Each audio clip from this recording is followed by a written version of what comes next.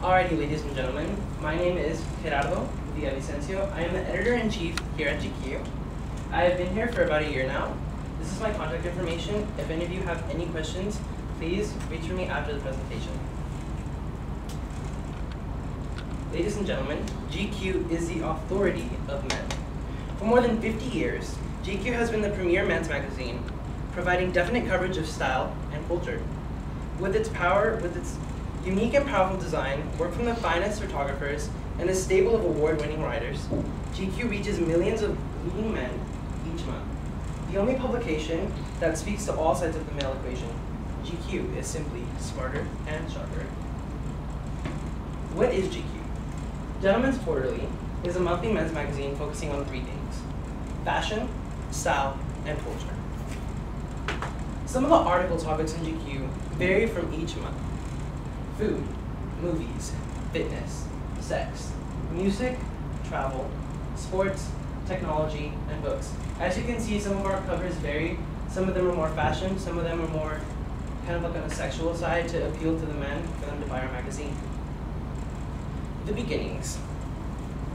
Gentleman's Quarterly was launched in 1931 as Apparel Arts, a men's fashion magazine for the clothing trade, aimed primarily at wholesale buyers and retail sellers.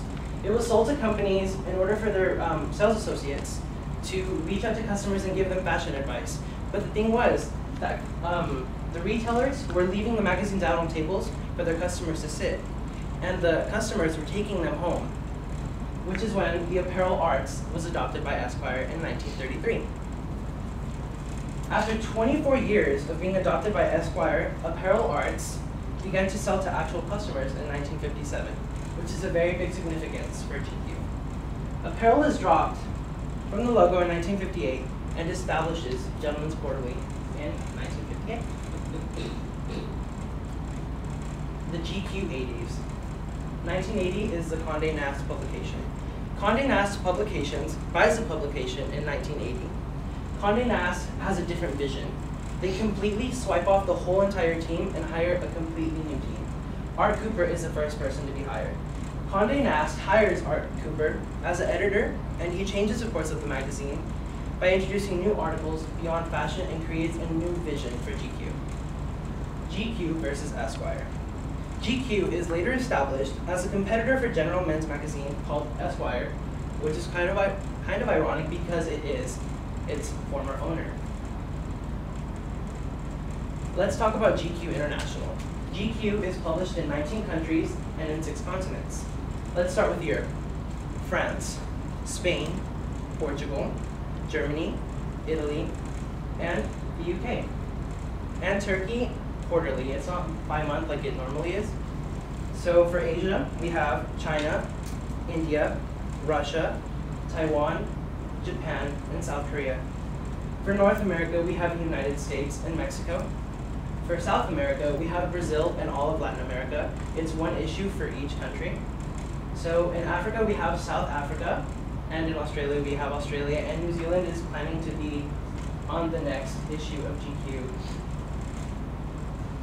Let's talk about the current statistics right now at GQ. There are 6.4 million printed audiences. That's per month. 3.0 million average monthly online audience, which is at gq.com, and a 1.5 billion monthly press impressions. I want to talk to you guys about our covers. As you can see on the left-hand corner, we have James Franco, the next James Dean. Then we have the 100 Sexiest Women of the 21st Century, which is obviously Beyonce. And then we have GQ, Brad Pitt. As you can tell, GQ has established different types of covers. One, like it says, our big style issue.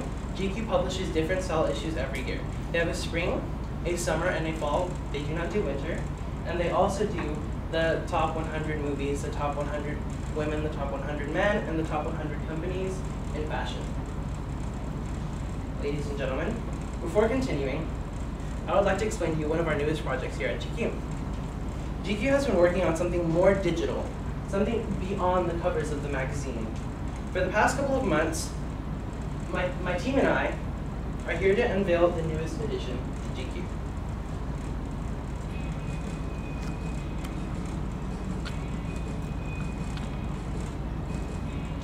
GQ magazine. For 50 years, it's been alive with men's style and the home of working journalism. Now, GQ leads the way once more. First magazine available overnight. Every page, every story, every photograph of those rituals. Everything you love about GQ. Now available in 2 bits. Clean, simple, elegant, easy to use. The table of contents relative exactly what you want.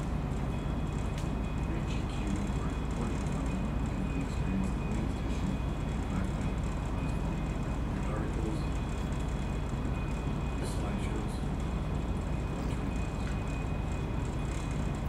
Or go horizontal and get the entire plantation in digital form. Best of all, you can keep your GQ viewpoint. Go to the GQ library, pick a package of GQ, and when the issue comes out, you can get it right here. It's your very own complete and expanded library of GQ. It's every page, everywhere you go, never more. Sharp editors get GQ on the internet. Alrighty, ladies and gentlemen, as you see, that is our new app for the iPad, which is now available on the iPhone and the iPod Touch. Now, I would like to promote, if you subscribe to GQ right now, you get the Beyonce edition, which is 100 Sexiest Women of the 21st Century, a GQ style bag, and 2 free gifts.